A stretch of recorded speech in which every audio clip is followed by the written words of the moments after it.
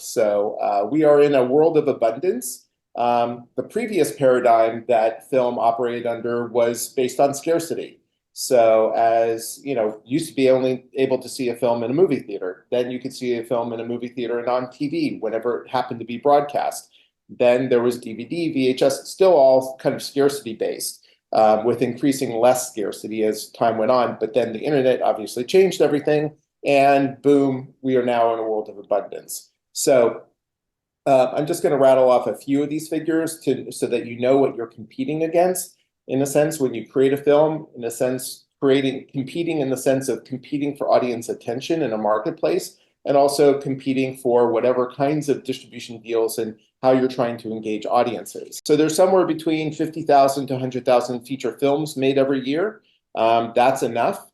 So if you want to look at, if you're thinking of selling your film, 4,000 to 5,000 are submitted to Sundance, 80 get into Sundance. That's, I think, about 1.8%. And of those, maybe 40 make a deal on a very good year. Some years, 1 to 3 make a deal. And the other stats I want to just kind of throw out there that are a little more pertinent in a sense in terms of audience attention is that a year ago, and this is probably doubled by now, there were 8 billion videos uploaded to TikTok every year. I imagine it's around 12 billion by now.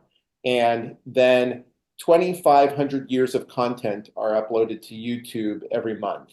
This doesn't include music, theater, everything else that people do with their time, read books, social media, etc. So this is what you're kind of competing with.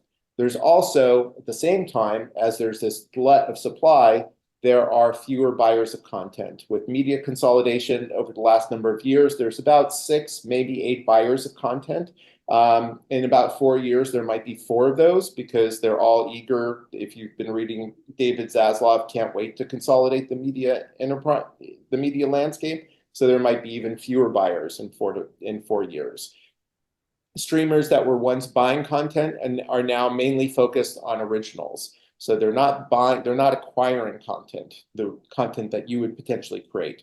You can pitch them for originals, but that's all, part of their in-house development.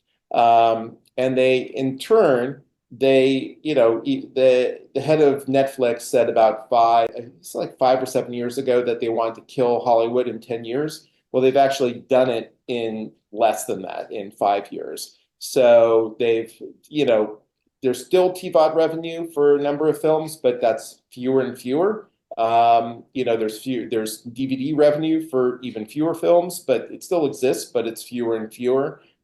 Theatrical is much more difficult. Educational is much more difficult, all because of this new streaming landscape.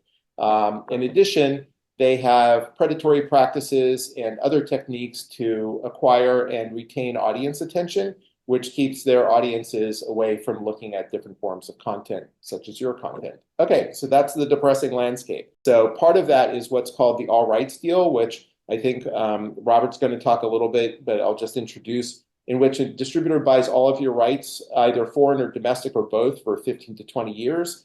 And usually in exchange for that level of control and time, a minimum guarantee or an advance is paid.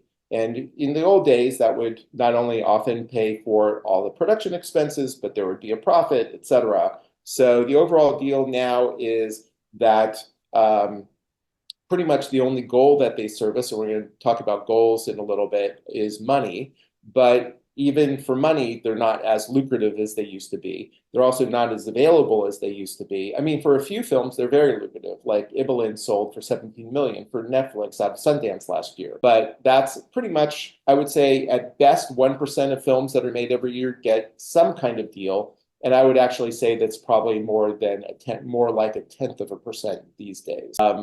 Also, films get lost. Like your distributor will pay attention for a certain period of time, and then you're on the shelf.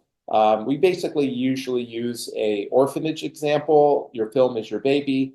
When you use a distributor, you're selling your film to an orphanage. You're hoping that it's going to be a wonderful private school that's going to have that's going to really take care of your child. But in most circumstances, it ends up like Harry Potter being locked up in a closet underneath the staircase. If you enjoyed this clip, make sure to check out a producer to producer class where we go over how to fund your feature films, do them on time, and on budget. The links are in the description box below. And also, if you're seeking more information and more educational information on films, you can check out our newsletter, which has over 16,000 subscribers worldwide. Besides that, have a great day and see you on the next video.